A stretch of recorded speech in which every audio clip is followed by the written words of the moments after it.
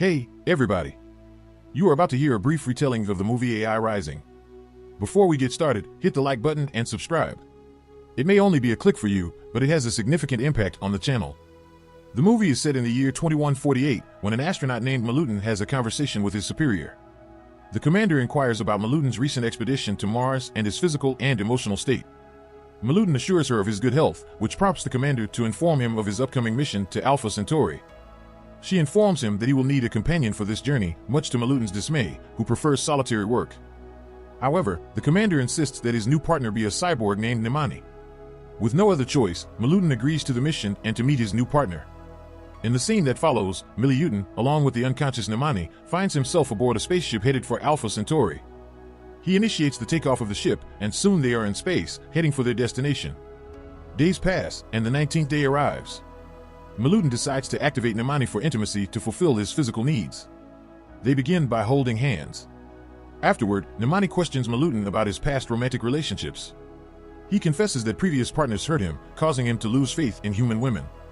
By day 41, analysis of Nemani's data reveals that Malutin used her mostly for personal gratification rather than her intended purpose. He orders the cyborg to dance for him, act innocent, and interact with him as if he were a stranger. He tries to kiss her, but she refuses him due to her updated settings. Despite this, Malutin ignores her refusal and uses her to his advantage. After finishing, he leaves her alone and cries. Later, Nemani is seen charging and Malutin tensely watches her, waiting for her to reach her maximum battery capacity. When 298 days have passed, Malutin's commander contacts him to inquire about his condition. He assures her that the spaceship is operating normally and is still on course for Alpha Centauri. The commander then asks about his relationship with Nemani. He replies that he prefers to work alone. The commander offers to switch Nemani's mode from relationship to service so that she can assist him in running the ship. However, he disregards her advice. The commander then asks the cyborg to analyze Malutin. She informs him that he is using her mainly to satisfy his desires and is successfully accomplishing his mission. This revelation shocks him as he realizes that the cyborg has been monitoring his condition and reporting to his superiors. After finishing his conversation with the commander, he asks the ship if he can erase Nemani's data on him, but the ship denies his request due to insufficient security. In the days that follow, Malutin keeps Nemani in relationship mode and continues to ignore the commander's advice to switch Nemani to maintenance mode. One day, while Malutin is repairing the spaceship, Nemani suddenly goes into argument mode. She starts arguing with him and reprimands him for his lack of hygiene. Shocked by this, he immediately uses his remote to change her mode. Intrigued by this, Malutin asks the spaceship if he can reboot his robot, suspecting a malfunction. The spaceship informs him that Nemani will use her experience with him to shape her reset, which may make her more humanoid rather than robotic. This realization leads Malutin to think that he can make Nemani his ideal partner, and he immediately sets out to find her. He begins a manual inspection of Nemani. However, at that moment, the air pressure in the spaceship suddenly drops, causing turbulence.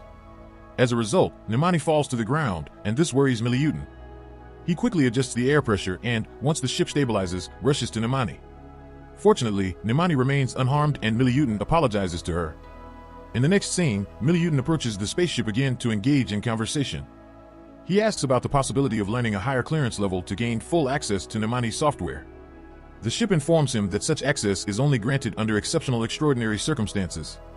This piques his interest and he leaves the ship. He heads to the control room and asks the ship to show his schematic. He then begins to disassemble the ship, ripping out wires and causing destruction in hopes of gaining special access to Nemani. Soon the ship begins to experience severe turbulence and veers off course. With no other option, the ship grants him unrestricted access to all systems, including Nemani. After restoring the stability of the ship, he immediately goes to Nemani and begins erasing her software and any information pertaining to him. He then initiates a system reboot, and soon Nemani awakens. However, deprived of her software, she begins to show emotion. She reprimands Malutin for deleting her program and informs him that it is not free as he wanted it to be. She goes on to explain that deleting her program does not change her status as property of the institution, and that she is still responsible for fulfilling their mission. She then walks away, leaving Malutin disappointed. Malutin tries to repair their relationship by expressing his feelings for her. However, Nemani informs him that his emotions are jeopardizing their mission and declares that she will no longer provide him with intimacy. Malutin tries to kiss her, but Nemani, now in full control of herself, pushes him away and he falls to the ground. In the days that follow, an argument ensues between Nemani and Malutin, during which she urges him to exercise more, as his physical health is vital to the success of the mission.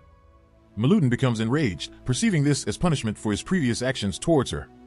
He accuses her of wanting revenge on him now that she has been released. He then leaves. The next day, Milutin contacts his commander, admits that he was responsible for the damage to the ship, and reveals that he deleted Nemani's software. This revelation shocks the commander, and she warns him of the danger he is in. However, Milutin assures her that he saved Nemani from them and she is now free. Concerned about the possible consequences, the commander summons Nemani and talks to her. She demands an analysis report from the robot, and Nemani assures her that the mission is going according to plan, which relieves the commander's anxiety. In the days that follow, Milutin, deprived of Nemani's affection, seems depressed and gets into more and more arguments with her. This makes Nemani anxious, as she fears their mission may be jeopardized by Milutin's depression. While he sleeps, she conducts an examination of Milutin's health and ascertains that he is indeed suffering from depression. Later, she approaches him to talk to him. Milutin asks her why she is hurting him, to which she responds by apologizing for not being the perfect woman he had hoped for. Unable to ease his suffering, Nemani consults the ship on how to cure Milutin. The ship advises her that the only solution is to eliminate the source of his pain. Nemani realizes that she herself is the cause of his pain and begins to contemplate a way to self-destruct. She enters her charging pod, but Milutin notices this and points out that the next charge won't be for another month. She answers him nothing and sheds a tear in his presence. Milutin, who is still heartbroken, does not inquire further and leaves. Nemani begins floating in the capsule and eventually runs out of power. As a result, the ship's power goes out and Milutin has to act quickly to restore power to the ship. Once the ship is operational again, he asks about Nemani's condition. The ship informs him that Nemani's battery is damaged. Milutin returns to Nemani and asks the ship for advice on how to fix it. The ship informs him that it is impossible to recharge and salvage it as the charging pod has been destroyed. Thinking briefly, Milutin comes up with a plan to connect Nemani directly to the ship's battery pack, which is outside. On the ship, he is warned that exposure to the outside environment for only 10 minutes could prove fatal. However, Milutin disregards the ship's warning, disassembles the Nemani, and removes the battery from it. He then puts on his spacesuit and goes outside. As he does so, he asks the ship how much time remains before the Nemani is completely shut down. The ship thinks it has been 15 minutes, and Milutin hurries to the ship's core. He places the Nemani battery in the core to charge it.